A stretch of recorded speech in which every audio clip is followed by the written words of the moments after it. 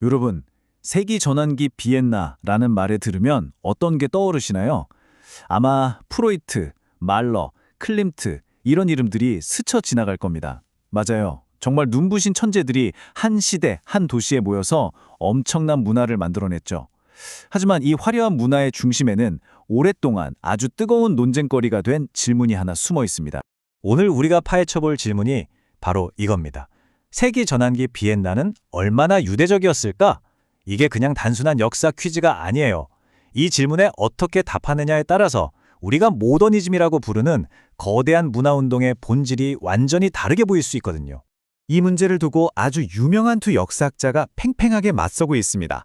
한쪽은 칼 슈르스케, 이분은 유대인의 역할을 좀 더 큰 틀, 그러니까 당시 중산층 현상의 일부로 봐야 한다고 주장했고요. 다른 한쪽은 스티븐 벨러, 이분은 훨씬 더 도발적인 이야기를 합니다.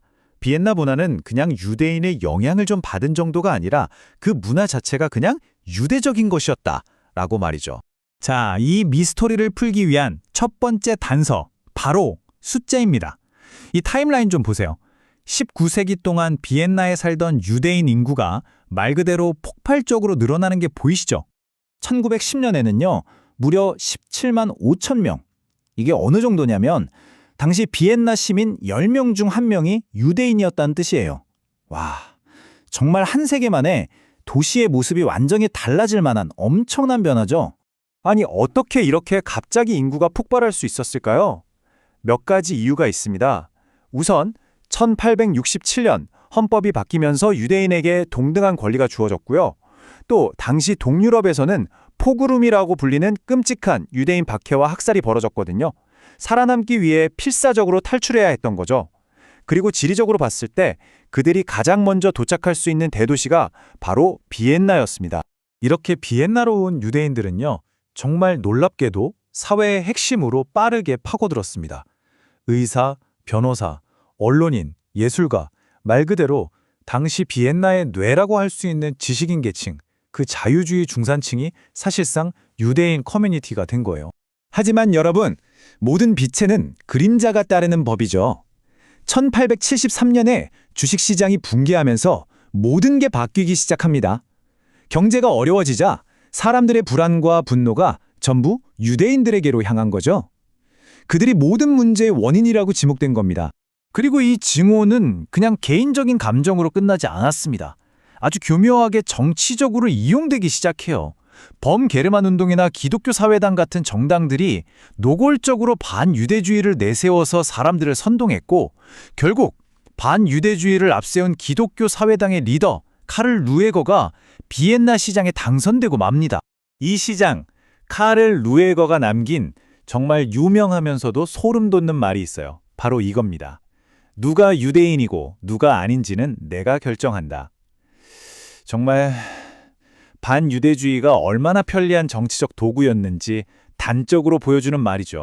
그런데 말이죠, 여기서부터 이야기가 훨씬 더 흥미로워지고 또 복잡해져요. 반유대주의자들은 유대인을 하나로 묶어서 공격했지만 과연 당시 유대인이라는 정체성은 그렇게 단순한 문제였을까요? 전혀 아니었습니다. 당시의 유대인이라는 정체성은요, 정말 하나의 스펙트럼 같았어요. 전통을 지키며 종교 생활을 한 사람도 있었지만 프로이트 같은 사람은 종교는 없어도 나는 문화적으로 유대인이다라고 생각했고요. 작곡가 말러처럼 아예 기독교로 개종해버린 사람도 있었어요.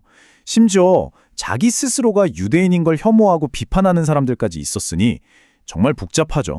이 복잡한 심정을 가장 잘 보여주는 게 바로 작곡가 구스타프 말러가 남긴 이 말입니다. 나는 3번 이방인이다. 오스트리아인들 사이에서는 보헤미아인으로, 독일인들 사이에서는 오스트리아인으로, 그리고 온 세상에서는 유대인으로. 어디에도 온전히 속하지 못하는 그 기분, 정말 가슴 아프지 않나요? 자, 그렇다면 이토록 복잡한 정체성을 가졌던 이들이 비엔나 문화에 대체 어떤 영향을 미쳤을까요? 지금부터 그 증거들을 직접 확인해 보시죠. 문학, 정신분석, 음악계를 완전히 뒤바꿔 놓은 대표 인물들을 만나보겠습니다. 첫 번째 주자는 문학계의 이다나 아르투어 시니칠러입니다. 이 사람은 당시 사회가 애써 외면하던 인간의 깊숙한 내면, 특히 성적 욕망을 아주 날카롭게 파고들어서 비엔나를 발칵 뒤집어놨어요. 아마 영화 좋아하시는 분들은 아실 텐데 스탠리 큐브릭 감독의 마지막 영화 아이즈 와이드 셧, 그 원작 소설을 쓴 사람이 바로 슈니칠러입니다. 마치 사람 머릿속에 들어가서 생각이 흘러가는 걸 그대로 받아 적는 듯한 의식의 흐름 기법을 처음 선보인 사람 중 하나이기도 하고요. 또 자신의 작품 속에서 유대인으로서 겪는 차별과 갈등을 아주 솔직하게 다루기도 했습니다. 자, 그리고 비엔나 그리고 모더니즘을 얘기할 때 이 사람을 빼놓을 순 없겠죠. 바로 지그문트 프로이트입니다. 프로이트는 무의식이라는 아무도 몰랐던 인간 마음속의 새로운 대륙을 발견한 탐험가나 마찬가지였어요.